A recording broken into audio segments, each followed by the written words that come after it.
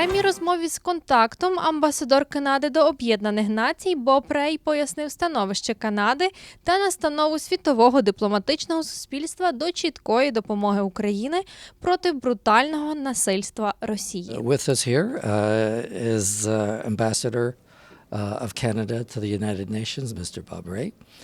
Bob Ray, thank you very much for offering to chat with us here Good to today. be with you. It's a pleasure. At the Ukrainian Canadian Bar Association meeting. So very, very happy for this opportunity.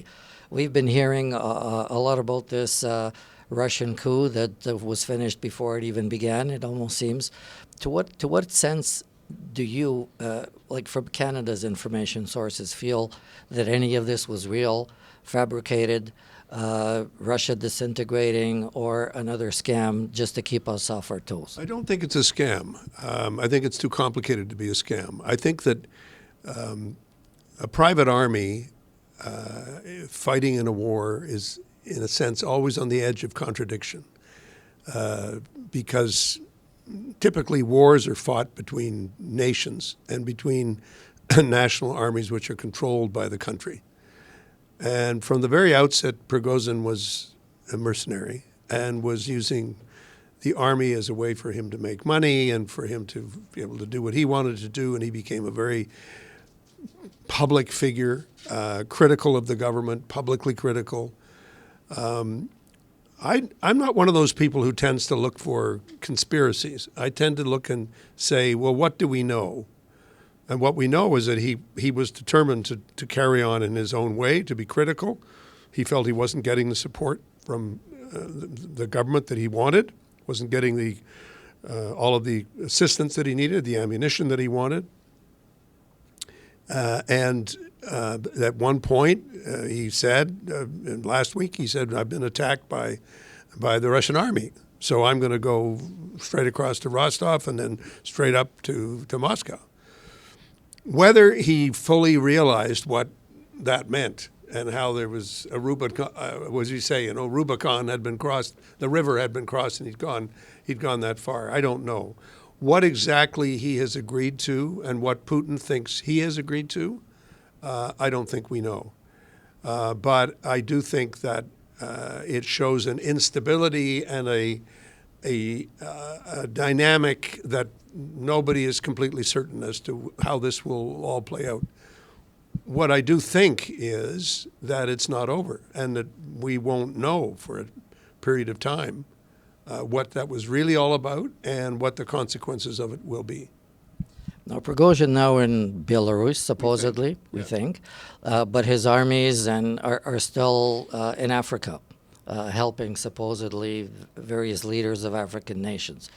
How much is that maintaining control of their African vote at the UN, and how does that whole picture fold out, and to what extent is Russia has wrapped the UN around its fingers? Well, it's a lot of questions. First one is there's two countries in particular where Wagner is operating. One of them is Mali. One of them is in the Central African Republic. In both cases, they're working directly for the leaders of those countries. And I think when you hire mercenaries, you don't know exactly what you're getting.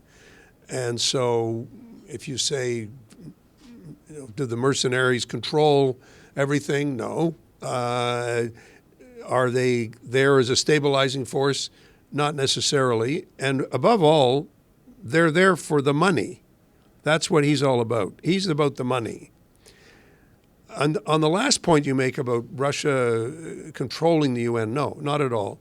Russia is a disruptive force in the UN. They have a veto in the Security Council, which allows them to block and slow down and make the work of the Security Council very, very difficult. But they don't control the UN.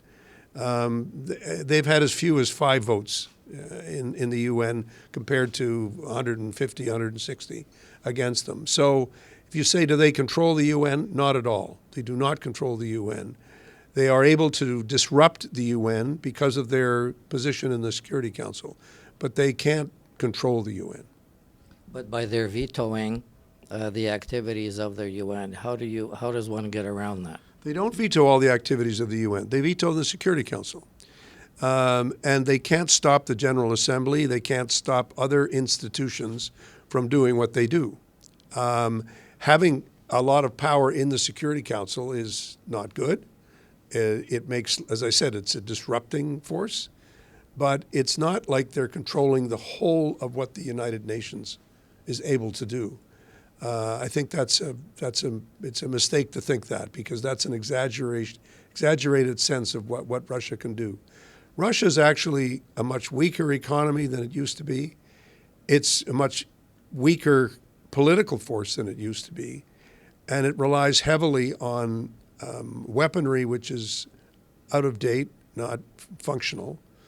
What they have is nuclear power, and that's always a big risk.